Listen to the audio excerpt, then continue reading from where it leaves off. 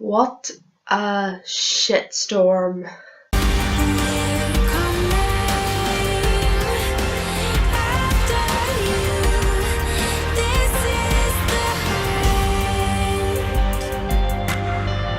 What's up, Shadowhunters, angels, and downloaders alike, and welcome to First Thoughts, where I discuss my first thoughts on each episode of Shadowhunters every week. Yes, we're in a different location again. This is not my bedroom, and if it had been my bedroom, I would have went under an extreme home makeover since the last episode that I published. I am in my living room today because, again, I have a friend staying over, and she is currently sleeping up in my bedroom, and I thought it would be quite rude to start recording a video while she's still sleeping. So I moved down here to my living room where we can all bask in how white it's making my screen look. I think it's because my window's really big. A location's a location. Initial reaction for this episode, I can't tell whether it was positive or negative because I spent most of it being confused as fuck. I get that that was the point. I get that they were all hallucinating and the point was supposed to be that they were all acting weird. But the fact that we weren't let in on this was just making it so confusing.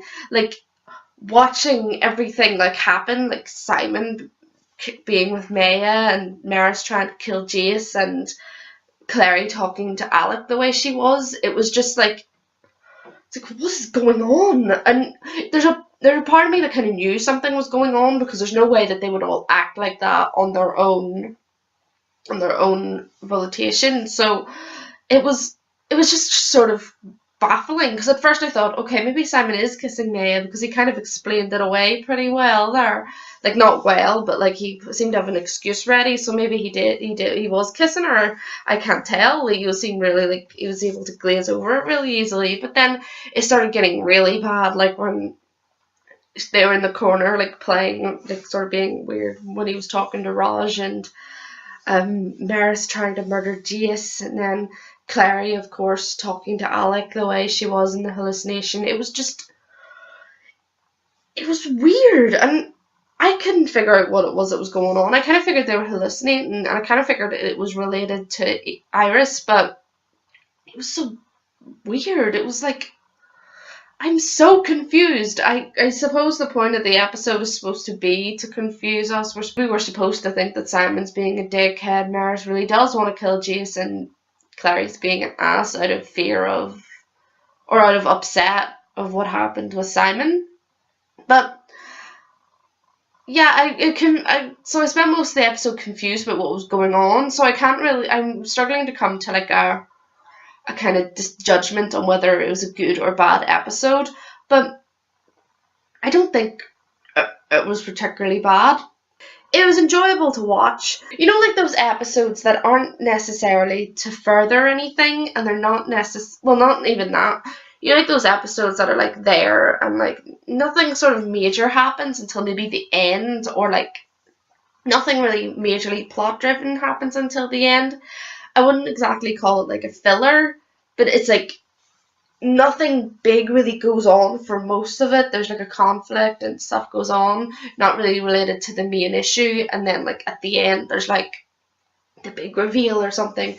I feel that this was what that episode was, and it's not exactly an episode that you go, oh, fantastic, brilliant, but it's not an episode that you say, oh shit, either. So for a neutral episode, it was good, it was strong, better than last week. Last week was a mess and a half. This episode was a lot better because there was just the one thing going on, the one plot line. Max's rune ceremony, Magnus's party, and then there's just a wee small side bit about Isabel and the Yin Fen. None of the other stuff going on clouding up the episode, because that's what the problem with last week was. There was too much going on, everything happening at once, everything just got mixed up, jumbled, spun around, and it was just all very convoluted and weird. And even Matthew Daddario said so himself on his live chat last week, that there wasn't enough time in that episode to get everything shown that we wanted to show. So I like this episode a lot better than last week's because there's the plot, the one plot, and they're running with it, and it went more smoothly, and there was just a couple of things about Isabel and the Yin Fen apart from and away from the party, and it wasn't as convoluted and it wasn't as confusing, and I feel like the episodes would be a lot better if they stuck to this, because it makes it easier to understand and easier to enjoy without having to go, okay, I'm getting invested in this plot, but wait, they've changed it to the other plot and now it's going on a different plot and I'm so confused. Because that's what last week was like. There was so much stuff going on that you were getting invested in one thing and then it changed to another and then another, and your brain couldn't focus on it. So it was good to see that they well, I don't know if they consciously changed that, obviously, because they never got to get the general consensus of the episode until it aired last week. But I'm glad that this episode was not a lot less convoluted and a lot less different plots going on. It obviously wasn't made as a conscious decision by the showrunners, because as I said, they wouldn't have known that people thought it was plot heavy last week until they saw the episode. But it's definitely a lot better, and that's what gives me confidence that maybe last week's episode was just like a kind of blip, like a wee crease that kind of just needs to be smoothed out and kind of forgotten about. It can be the episode that no one talks about. Backing it up a bit to talk about the actual plot of the episode, Max's rune ceremony is coming up, and since Robert is not there, he is in Idris, it is Alec's job to arrange the party as the eldest male of the family. Alec knows sweet FA about arranging parties anyway, so he comes to Magnus and says, can you throw one of your big parties for my brother? And Magnus is like, I'm not really, your mom doesn't like me. And then he's just like, but it could be a time for you to bond and stuff. So he's just like, yeah, okay, I love making parties. So Magnus throws a party, and something that I'm definitely going to be talking about in Fair and Unbiased is the prejudices, the deep-seated prejudices that you can see between the Shadowhunters and the Downworlders in this episode. It was definitely a potent theme, especially with Maris at the beginning, and I want to discuss that in more depth, hence why I'm going to do it in Fair and Unbiased. So there was definitely a heavy theme of the deep-seated prejudices against the Shadowhunters and the Downworlders in this episode, which we see mainly through Maris, and a bit through Max because of what Maris says. And it's heartbreaking how Maris kind of gets on at the beginning, because it's clear that Magnus is trying to make an effort to please her. He made the Spanish theme because Alec told him that Robert proposed in Barcelona. To be fair though, we can kind of understand why Maris was peeved by that with the big reveal at the end, but Magnus didn't know that, Talk about making a bad a bad judgment call due to circumstances. But he didn't know. You can't get angry at him. Even Alec didn't know, and Isabel didn't know, and Jace didn't know. So the only person who knew really was Maris. So it was still thoughtful, and I like the way they're incorporating the Spanish themes, because they did say, I remember at one point Todd said that Magnus and Isabel would be talking Spanish to each other or something. I wasn't sure how I felt about that, because I feel like if Emery hadn't been Hispanic, this wouldn't have happened, and I don't see why they need to change the character because of where she's from. But that's just a personal opinion. I'm not gonna be bothered by it. I don't really care that they've made Isabel Hispanic, and I don't care that they've given the Lightwoods a bit of a Spanish history, because honestly it's no big deal. I just sort of thought it was a bit odd, because it wouldn't have happened if she had have been German or something. Max's actions because of Maris were very upsetting. I'll talk about it more in depth, as I said, in Fair and Unbiased, but I have to say it really broke my heart to see that he was acting like the other Shadowhunters towards Magnus. He was very rude and unappreciative. He got a present and he didn't even smile. He just sort of took it, and it was just sort of oh, okay, Max, you can even say thanks? No. It was very, very, very heartbreaking, and it's clear that the Shadowhunter Society is poisoning the youth, which is just fantastic. We finally saw Magnus's warlock mark, and it wasn't the big dramatic thing that everyone was waiting for. I think we all expected to have this big scene where Magnus would be vulnerable and like worried about his warlock mark and worried about showing it to Alec, and we get this big romantic scene of fluffiness where Alec will be like, I love you, I don't, well, not I love you, they're just met, like, I really like you, I really care about you, your warlock mark doesn't matter to me. But instead we got a kind of casual scene where he just shows Max, and I feel like it's the part of me that wanted a big fluffy scene that was disappointed in this, because it's really not that big a deal. I feel like even to Magnus, it's not that big a deal. I feel like sometimes in our heads we kind of romanticize that Magnus might feel vulnerable or weak when he shows people his warlock mark, and we think that he's self-conscious of it, and we think that he's weary about showing it to people. I feel like maybe that's just people like me romanticizing it a bit in our heads to kind of create a fluffy Malik scene that we all want to see. And the fact that it kind of happened in a kind of casual manner where he didn't really care that much. It was just like, oh, alright. Okay. So I am disappointed, but not in the show. I'm just disappointed because I would have liked a fluffy scene. I'm not disappointed in the showrunners for not writing it, because honestly they can't cater to everything that we want.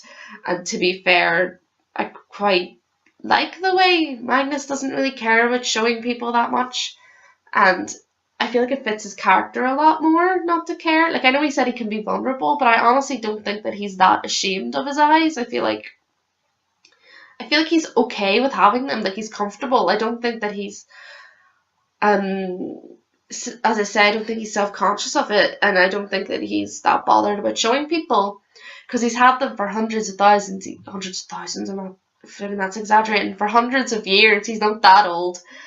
So yeah, I feel like it suits his character better just to sort of show it when people ask, even if I didn't get my fluffy Malik scene. Climbing kicked off in this episode. Climbing kicked off in a big way in this episode. I don't know about anyone else, but the parts of the book where Clary and Simon were together romantically were some of the most uncomfortable bits of the book that I ever read. And that's saying something, because there's a lot of uncomfortable moments in that book, because it felt forced. It didn't feel natural. Like, it was clear in the books that Clary was dating Simon to get over the fact that Jace is her brother, which is okay. I excused Jace's behaviour last episode because I excused him sleeping with girls because he was trying to get over Clary, but I feel like it's different because Clary now knows that Simon has feelings for her, so I feel like going on the rebound with Simon is a bit insensitive, but as I say, it was very potent in the books that she was just with Simon because, oh well, Jace is unavailable, and I feel like it's handling it a lot better in the series. I have to say, I'm enjoying how they're handling the brother and sister thing, because they're actually being like gracious towards each other, like, oh, I'm glad you're being happy and stuff like that.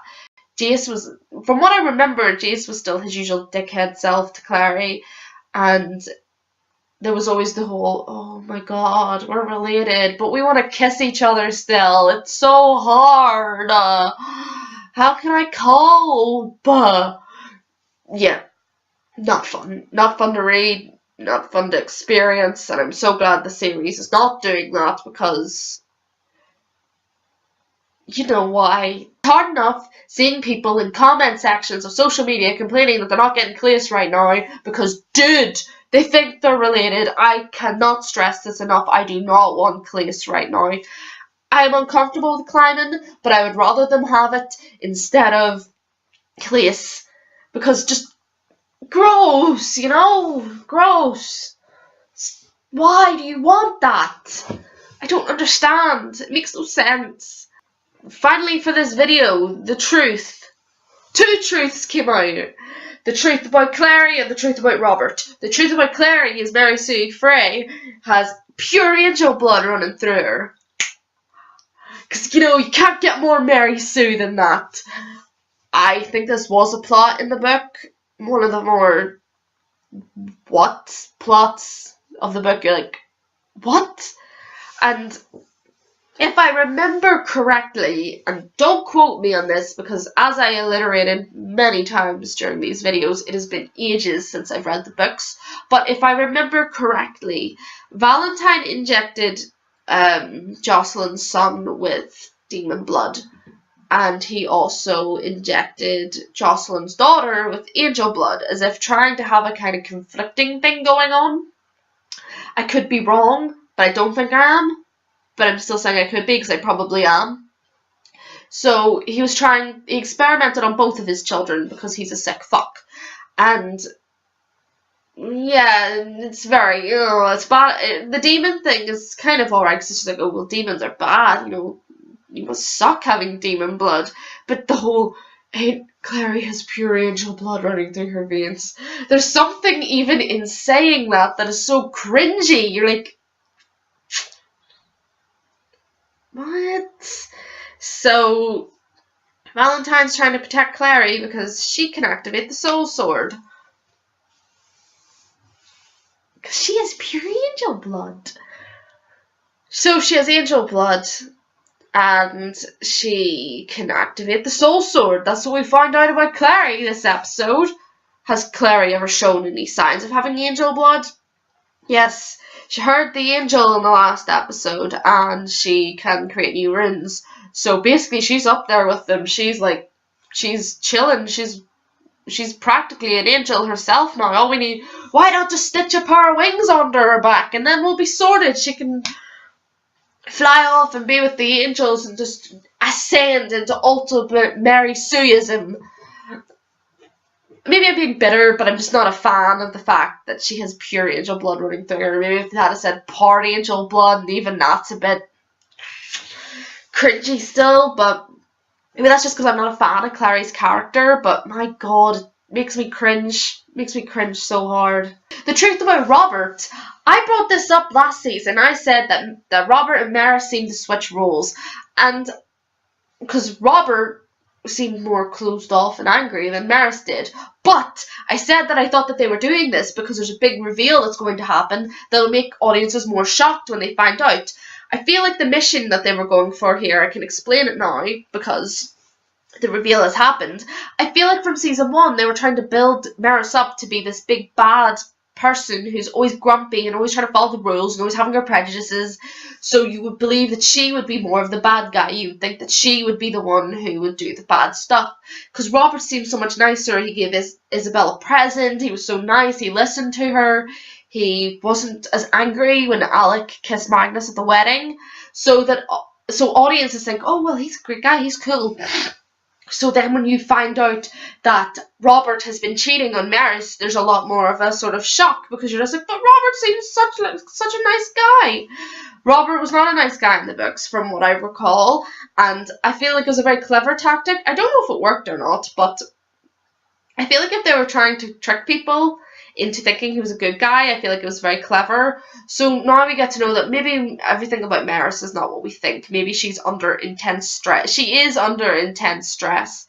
And when you find out that she wasn't trying to kill Jace, she was going to apologise to him and she owned up to her actions, I feel like this is maybe steps towards Maris becoming a good character, becoming better than what she was before. Maybe she'll open up more about Alec dating Magnus. We'll get to see her maybe raising Max better, who knows, but I do feel like these are the steps in the right direction, because she's a hard-working woman. Even with finding out that Robert was cheating on her, she said she still had to go back to work. She's determined. So I feel like Maris will become a very likeable character if we let her, if the writing lets her, if the big reveal of Robert cheating means that we'll finally get to see Maris in a different light, and that will definitely be interesting to see. To cap it off, they said the B word in this episode twice.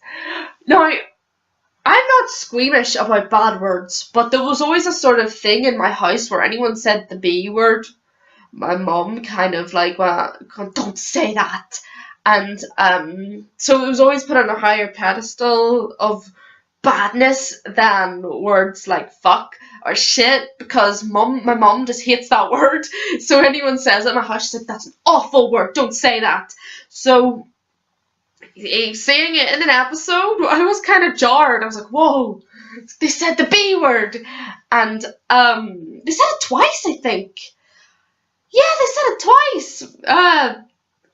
Luke said it, and then G said it, and it was just like, oh. I'm such a dork, but I'm serious. It was just like, for me, it was like, yeah, I'm a dork. So that's it for this week of First Thoughts. I like this episode. As I said, I don't think it was particularly weak. I don't think it was particularly strong. It was more of a setup for what's happening. At the end, it was more build up towards finding out all these things about Clary and Robert and all this stuff. It was more of a build-up episode for the future than an episode that was really heavy plot driven. And after last week's kind of clusterfuck of an episode, I feel like we needed that. I feel like we needed an episode that was a bit more light and a bit more relaxed and a bit more just generally like less cluttered than what we got last week in How Art Thou Fallen. And yeah, I definitely think it was a good episode. As I say, not particularly strong, not particularly weak, but it was just there. It was alright. It wasn't terrible. It's just one of those episodes. Just an in-between episode leading up to future plots, and it was quite well done. So I'll talk about deeper stuff in Fair and Unbiased. Anything that I missed will probably turn up there. So, yeah, good episode. That's it this week, Shadowhunters, Angels, and Downworlders alike. So I'll see you at the end of the week with Fair and Unbiased. Maybe I'm going to my friend's house on Friday, so it might be sometime later in the weekend that I get the video up, but we shall see how I record and get edited. It might be Thursday or it might be Sunday, I don't know. So I'll see you whenever it comes out, Shadowhunters, Angels, and Downworlders like. And remember, always attend a Magnus Bane party, because they're legendary. You know, no brainer, duh. Valentine didn't come out of nowhere. We use our angel blood to justify everything we do just like him. Like him, we forget.